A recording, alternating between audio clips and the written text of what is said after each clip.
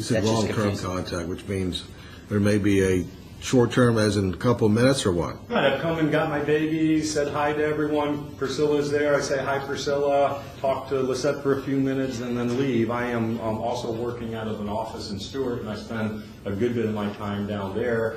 And coming up here in the reasonable future, my time is going to be with my children, separate from any contact that there would be with Priscilla. Other than, like I said, if I was picking my kids up for the weekend and Priscilla was there with Lisette,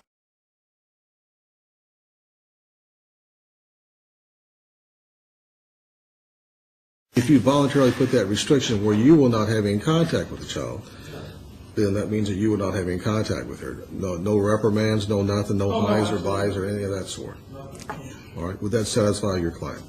As long as he has no conversations with her whatsoever or contact, correct? Okay. All right, as an officer of the court, and you're putting your sheepskin on the table here, that you will not have any contact, no oral or any contact with the child. That means you won't say hi, bye, or anything of that sort. Is that correct? that's fine. Okay. If I see her picking up my children, I won't say anything. Okay. So, Your Honor, in light of the respondent's requests, are we going to notice this for trial, or is it going to be scheduled in 2 weeks? I would imagine that you're probably looking at, if you get your expert and you're talking about a cross-examination of an expert, you're probably looking at 2 to 3 hours, probably an hour for direct. If you go into the details of the records, maybe 2 hours for cross, so you're probably 3 hours. You're looking at primary witnesses, you're looking at an hour, 2 hours. You're probably looking at about a one-day hearing. Would that be about accurate? I'd say it'd be a day to day and a half. Okay. I may have expert witnesses Okay. on my side. The court also, in this regard, am I allowed to have the minor child examined by an expert of my choosing, and my expense? You would have to file, since we're dealing with tardy motions, on the oral tennis motion, you need to file a motion. Both of you. If you want anything done, I'm a firm believer in filing motions. That way the record's clean. We have it on the record what you're asking for, and then I'll visit the issue at that time.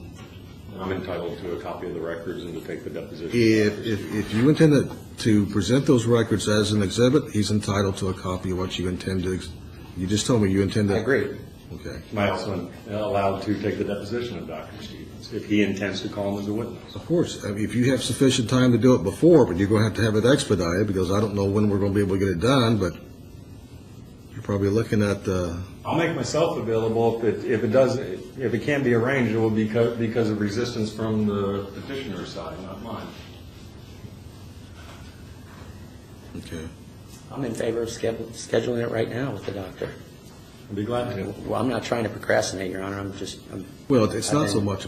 I know neither one of you are, both of you are trying to achieve what needs to be done here, and that's justice on your own level. But as far as the court's concerned, is one day is a lifetime.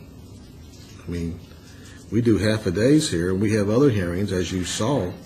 One day is going to be critical. We probably won't be able to fit you in until mid-January sometime. But that'd for a full day. You're looking at a full day. And last time I had a full day was, I think it was Mr. Guten's case, wasn't it? And we continued that for about 2 or 3 months before we could actually get a full day in. So that's what you're looking at. You'll be lucky to do it in mid-January. If you're going to present all those experts, which is fine, you want to protect your client's interest, but if you're going to present all that, counsel has a chance to, Mr. Dwyer has a right to, and he'll have a chance to depose and prepare his own expert. You'll have the right, if you wish, to depose his expert. And this is really going to get into a presentation of experts, I would imagine, and a cost factor is going to get involved too.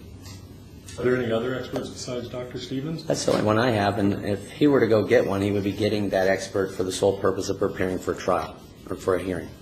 And Well, I'll be think that's- filing a motion to allow my expert to examine and evaluate the minor child. Then you have to respond to that motion. Okay? All right, so we'll go ahead and continue it.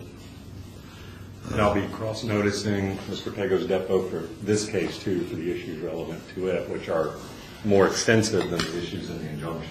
Do you all want to set this for either next week or week after next for a motion calendar, strictly a motion calendar. And then we'll have a status review of when we're going to set it for. By that time, that'll give me a chance to talk to Judge Dugan and see when he can hear it. As That's you know, fine. I'm going to criminal, so he'll be handling the case. And Your Honor, can I ask that when we appear for these motions, since they're procedural, if my client not be required to attend? Well, normally, if they're not evidentiary motions, then the lawyers can be present. If they're evidentiary motions where they need to have testimony, you draw testimony, then the witnesses need to be present.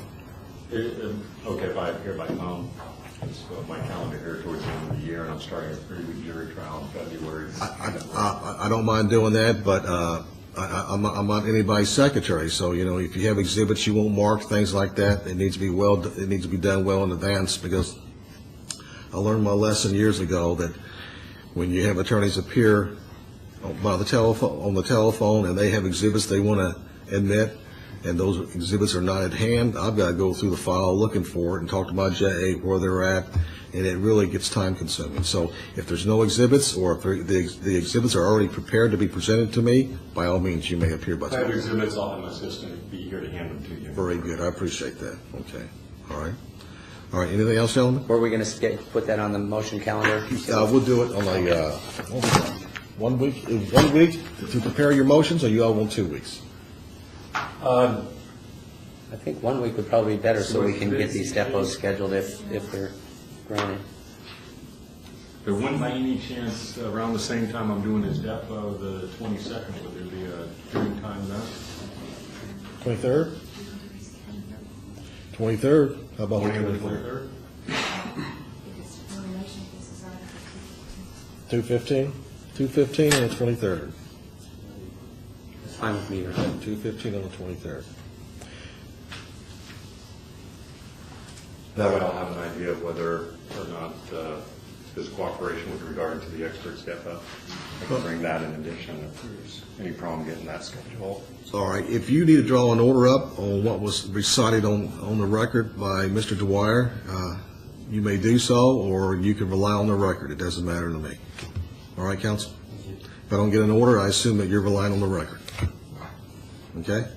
All right, gentlemen. No, We'll see you back here on December 23rd at 2:15. And I would ask you to have the motions exchanged prior to that date, please. 3 days prior? Is 3 days prior sufficient? Okay. There's nothing worse than getting a motion handed to you on the day of the hearing, so, I agree. motion limits are done all the time like that, but we try to avoid that. All right, so 3 days prior to, so about 5 o'clock on the 20th, okay?